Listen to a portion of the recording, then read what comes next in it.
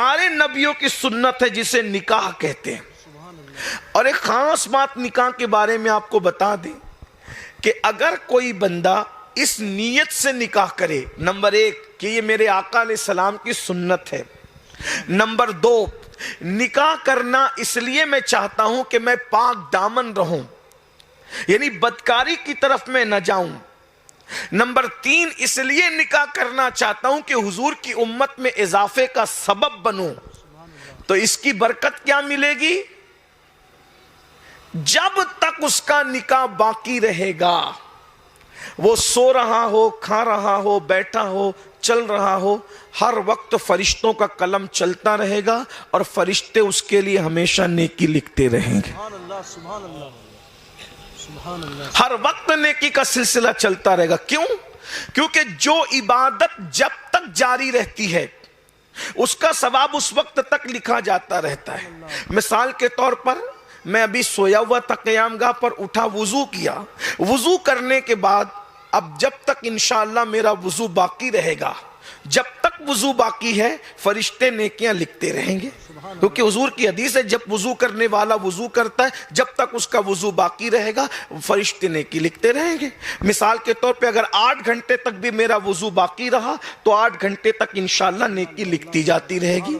لیکن انسانی تقاضا ہے، بشری تقاضا ہے، اگر میں استنجا کے لیے چلا گیا، حاجت کے لیے چلا گیا، وضو ٹوٹ گیا تو نیکی لکھنے کا سلسلہ ختم ہو جائے گا۔ بات سمجھ میں آتی ہے میری؟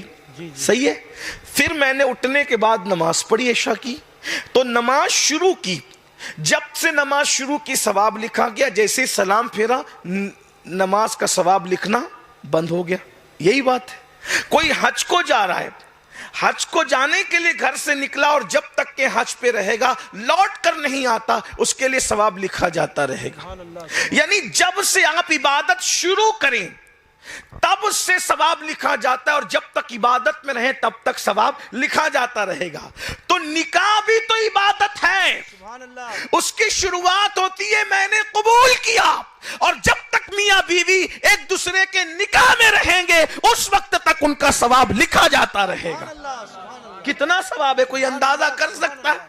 یہ ثواب تو دے کے کوئی اندازہ کر سکتا ہے؟ اللہ اکبر، یہ ہے نکاح کی برکتیں۔ اسی لیے اللہ کے رسول علیہ السلام نے نکاح پہ بہت زور دیا، نکاح کرو، نکاح کرو، نکاح کرو۔ فرمایا نکاح کرو، کیونکہ نکاح کرنے سے نگاہوں کی حفاظت ہوتی ہے، نکاح کرو، نکاح کرنے سے ایمان محفوظ ہوتا ہے۔ یہاں تک فرمایا جس نے نکاح کیا اس کا آدھا ایمان محفوظ ہو گیا اور آدھے ایمان کے بارے میں وہ اللہ سے ڈرتا رہے۔ ایک مقام پر فرمایا جس نے نکاح کیا اس کا ایمان مکمل ہو گیا۔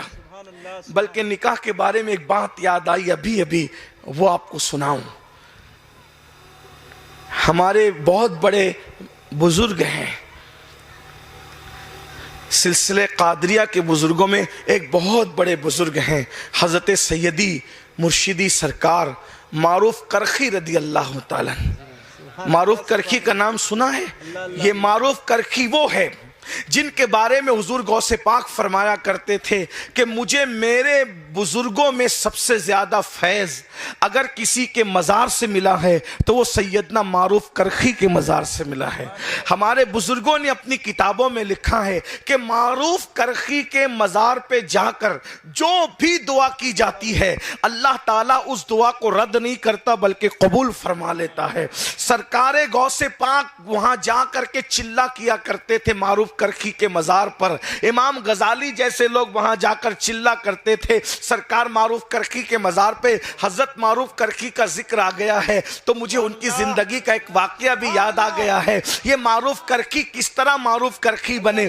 اصل میں ان کے ماں باپ آتش پرست تھے، ان کے ماں باپ مجوسی تھے۔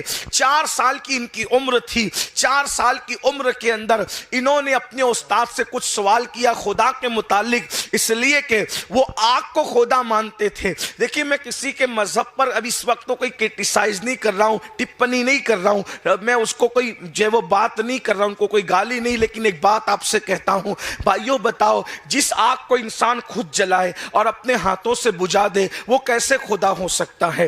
कोई बेजान दरख्त तो खुदा कैसे हो सकता है? दरिया खुदा कैसे हो सकता है? सूरज खुदा कैसे हो सकता है? चांद खुदा कैसे हो सकता है? जो चांद घटता बढ़ता है वो खुदा कैसे हो सकता है? जो सूरज निकल करके गुरूब हो जाता है वो खुदा कैसे हो सकता है? बताइए, क्या ये खुदा हो सकते हैं? पत्थर खुदा कैसे हो सकता है? अल्लाह अकबर। गोबर और चूंटी और बंदर और सांप खुदा कैसे हो सकते हैं? लोगों को अकल तो होनी चाहिए, लेकिन लोग इनको भी खुदा मानते हैं। एक बात कहूं भाइयों, सांप जो मार दिया जाए वो खुदा कैसे हो सकता है? वो सांप जो दूसरों का मोहताज हो वो खुदा कैसे हो सकता है? वो सांप जो पैरों तले कुचल दिया जाए वो खुदा कैसे हो सकता है? वो सांप जो जहरीला हो वो खुदा कैसे हो सकता है? आइए, अगर आपको खुदा ही देखना है तो मैं खुदा का पता आपको बताता हूं। खुदा तो वो होता है जो रोजाना मशरिक से अपने टाइम पर सूरज निकालता है, और इतने बड़े सूरज को जो करोड़ों टन मन का सूरज है, बिल्कुल घुमा घुमा घुमा के चंद घंटों के अंदर मशरिक से मगरिब तक पहुंचाता है और मगरिब में उसको गुरूब कर देता है। खुदा तो वो होता है जो पहली रात को चांद निकालता है तो चांद नाखून की तरह लगता है, लेकिन जब 14वीं रात आती है तो वही चांद बदरे कामिल हो जाता है। वो खुदा है जो इतने पतले चांद को बदरे कामिल बनाता है और उसके बाद घटाते घटाते घटाते फिर 27 तारीख को उसको फिर छोटा कर देता है। वो खुदा होता है। बल्कि मुख्तसर पढ़ दूं, खुदा कौन होता है? जो फूलों में खुशबू पैदा करता है। बताओ, है कोई फूलों में खुशबू पैदा करने वाला? वो खुदा है जो फूलों को खुशबू भी देता है, नजाकत भी देता है, निखत भी देता है। इतनी बड़ी रात आ गई है, लेकिन सुबह होते होते ये रात की चादर लपेट देगा और उसके बाद सुबह का सवेरा नमूदार करेगा। तो खुदा वो है, बल्कि खुदा वो है, खुदा वो है जो रात की चादर समेट कर दिन लाता है, दिन की चादर समेट कर रात लाता है। खुदा वो है जिसने सितारों की अंजुमन सजाई। खुदा वो है जिसने चांद बनाया। खुदा वो है जिसने सूरज बनाया। खुदा वो है जिसने दरख्त बनाए। खुदा वो है जिसने शफक का जमाल बनाया। खुदा वो है जिसने उफक की सुर्खी बनाई। अरे खुदा किसी जहरीले का नाम नहीं है, खुदा तो 70 माओं से ज्यादा प्यार करने वाले का नाम है। अल्लाह अकबर। खुदा अल्लाह अकबर किसी को डसने वाले का नाम नहीं है, बल्कि डसे हुए को जहर से बचाने वाले का नाम खुदा है। और वो खुदा कौन है? जिसने बगैर अल्लाह अकबर पिलर के इतना बड़ा आसमान बनाया, जमीन का बिछौना बिछाया, जमीन से घास निकलती है, तेरी उंगलियों से नाखून निकलते हैं। जा करके तहकीक कर, ये नाखून निकलते कहां से, ये बाल निकलते कहां से? जो बाल को बढ़ाए, बाल तेरे जिस्म से निकाले उसे खुदा कहते हैं। जो तेरी उंगलियों से नाखून निकाले उसे खुदा कहते हैं। जो तेरी पैदाइश से पहले तेरे मां के सीने में दूध पैदा करे उसे खुदा कहते हैं। अल्लाह अकबर। आज तक दुनिया अंदाजा नहीं कर सकी कि निज़ाम कुदरत क्या है और वो खुदा कौन है। वो सिर्फ एक है जिसे रब्बे मोहम्मद मुस्तफा ला इलाहा इल्लल्लाह कहते हैं। नारे तकबीर। और हम खुश नसीब हैं कि मुहम्मदुर रसूलुल्लाह की वजह से उस अल्लाह का पता हमें मिल गया। सुभान अल्लाह। सोचो तो सही, सुभान अल्लाह। इतना अजीम खुदा हमें मिला, अल्हम्दुलिल्लाह। लेकिन उससे रिश्ता हमारा है क्या? बताओ। एमपी से रिश्ता जोड़ रहे हैं, एमएलए से जोड़ रहे हैं, वजीर से जोड़ रहे हैं, अमीर से जोड़, हर आदमी चाहता है मालदारों से रिश्ता जुड़े। खुदा से ज्यादा भी कोई खजाने वाला है? अरे नादान इंसान, मालदारों के पीछे भागने वालों, खुदा से रिश्ता जोड़ करके देखो, मालदार तुम्हारे कदमों में ना आए तो फिर कहना। अरे ये गरीब नवाज जो तुम्हारे पड़ोस में 900 साल से सो रहे हैं, कभी इनको नहीं देखा? गरीब नवाज कभी खिलजी के यहां नहीं नजर आए, कभी गौरी के यहां नहीं नजर आए, कभी अल्तमश के यहां नहीं नजर आए, लेकिन गौरी, खिलजी, अल्तमश सबके सब हाथ फैलाकर गरीब नवाज के यहां नजर आते हैं। کیوں؟ غریب نواز بتا رہے ہیں اللہ کا فقیر بن جا، دنیا تیرے دروازے پر نہ آئے تو پھر کہنا۔ سب کے دروازے، سیاسی لیڈروں کے دروازے پہ جا کے چاپلوسی کرنے والوں، دنیا داروں کے دروازوں پر جا کر کے چاپلوسیاں کرنے والوں، خدا کے یہاں گڑ گڑانا سیکھو، اپنے مسائل اللہ کے یہاں رکھنا سیکھو۔ ایک بات آپ سے کہوں، بات آ گئی ہے پھر کہتا ہوں، حالانکہ میں گفتگو مختصر کرنا چاہ رہا ہوں، لیکن بہرحال آپ کا شوق دیکھ کر کے بات بڑھ رہی ہے، لیکن بات میں کرتا ہوں بہت اچھے سے، آپ سن رہے ہیں ماشاءاللہ، اس لیے میں کچھ سنانا چاہ رہا ہوں۔ ایک بات یاد رکھ، کوئی مسئلہ دنیا میں ایسا نہیں ہے جس کو اللہ حل نہ کر سکے۔ بے شک بے شک بے شک۔ ہے کوئی مسئلہ ایسا؟ لیکن ہمیں مسئلہ پیش آتا ہے تو ہم کہاں جاتے ہیں؟ پہلے نمبر پر تو یہ کہ آدمی پریشان ہوتا ہے تو دنیا کے مالدار، سیاستدار، یہ وہ علا فلاں، تھوڑا دیندار ہے تو کدھر جاتا ہے؟ اس کو پہلے تعویذ چاہیے، سید صاحب تعویذ دو، حضرت صاحب تعویذ دو، پیر صاحب تعویذ دو، مولانا صاحب تعویذ دو۔ ایک بات آپ سے کہتا ہوں، میں تعویذ کا مخالف نہیں ہوں، لیکن اتنا ضرور کہتا ہوں، سارے کام کبھی تعویذ سے نہیں بنتے۔ تعویذ سے کام بنتے ہیں لیکن سارے کام نہیں بنتے، جو کام بننے وہی بنتے ہیں۔ اس لیے تعویذات سے نکل کر خدا کے دربار میں آنا سیکھو۔ بیٹی کو رشتہ نہیں ہے، بچھاؤ اچھی طرح وضو کر کے رات کے وقت مصلی۔ یہ بات میں اپنی ذمہ داری پہ کہہ رہا ہوں، اگر لکھ کر لینا چاہتے ہو تو میں لکھ کے بھی دینے کے لیے تیار ہوں، اور میری بات پوری نہ ہو تو جو سزا دینا چاہتے ہو وہ سزا لینے کے لیے بھی تیار ہوں۔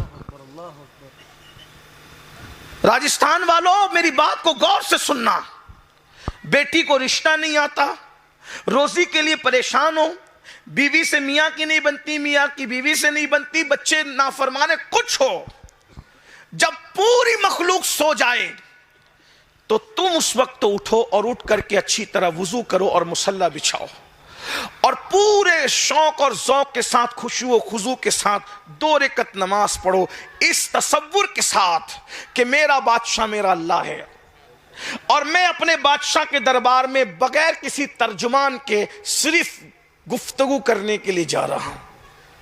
میں اس سے محو لقاء کے لیے، میں محو مناجات کے لیے، شرف ہم کلامی کے لیے، خدا ظاہری طور پر تو کسی غیر نبی سے کلام نہیں کرتا، لیکن کلام اس معنی میں کہ مناجات کرنے جا رہا ہوں، عرض معروض کرنے جا رہا ہوں۔ میں بے سہارا نہیں ہوں، میں اس خدا کا ماننے والا ہوں جو کروڑوں ماؤں سے زیادہ اپنے بندوں سے پیار کرتا ہے۔ ابھی میں نے 70 ماؤں کا ذکر کیا، آپ نے سوچا ابھی کروڑوں ماں کہہ دیا۔ میں نے کہا خدا کا کوئی فعل محدود نہیں ہوتا جب اس کا علم محدود نہیں، اس کی ذات محدود نہیں، اس کی صفات محدود نہیں۔ اللہ اکبر، لا محدود ہے تو اس کی محبتیں کیسے محدود ہو سکتی ہے؟ اس کی محبتیں بھی لا محدود ہے۔ اور یاد رکھنا، اللہ اپنے بندوں سے جتنی محبت کرتا ہے کوئی کسی سے اتنی محبت نہیں کر سکتا، لیکن بندے تو گندا ہو گیا، تو نے سب کی محبت کی قدر کی ہے، تو نے خدا کی محبت کی قدر کیا کی؟ ارے خدا کی محبت کی قدر کر کے دیکھ۔ اللہ اکبر، جب سب سو جائے، 2 وضو کر، مصلی بچھا، 2 رکعت نماز پڑھ، اور دونوں رکعت میں بہت لمبی چوڑی نہیں، سورہ فاتحہ کے بعد 3 مرتبہ قل ہو اللہ پڑھ، اور اس کے بعد پھر اپنی اللہ سے بات کر، یعنی مناجات کر اس طرح سے، اے اللہ تو میرا رب ہے، تو میرا خالق ہے، تو میرا مالک ہے، آج میں تیرے پاس ایک کام لے کر آیا ہوں، تو بنا، اور تجھے بنانا ہوگا، اس پہ مچ لو، ارے ایسے مچ لو جیسے کوئی بچہ یقین کے ساتھ اپنی ماں پہ مچلتا ہے۔ ارے جو ایک ماں ہے اس پہ بچہ یقین سے مچلتا ہے،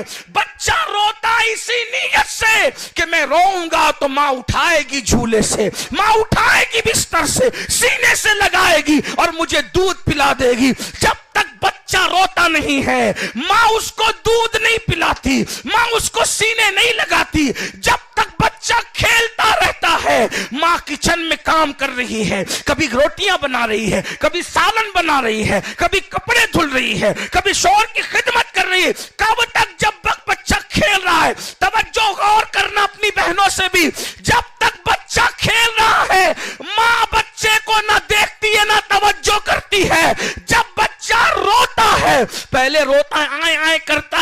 وہ سوچتی ہے چلو ابھی تھوڑا رو رہا ہے, تھوڑا یہ کر لو, تھوڑا وہ کر لو. لیکن جب بہت طاقت سے پوری قوت لگا کر رونے لگتا ہے تو کچن میں توے پہ روٹی چھوڑ کے بھاگتے آتی ہے اور آ کر کے بچے کو سینے سے لگاتی ہے, دودھ پلاتی ہے.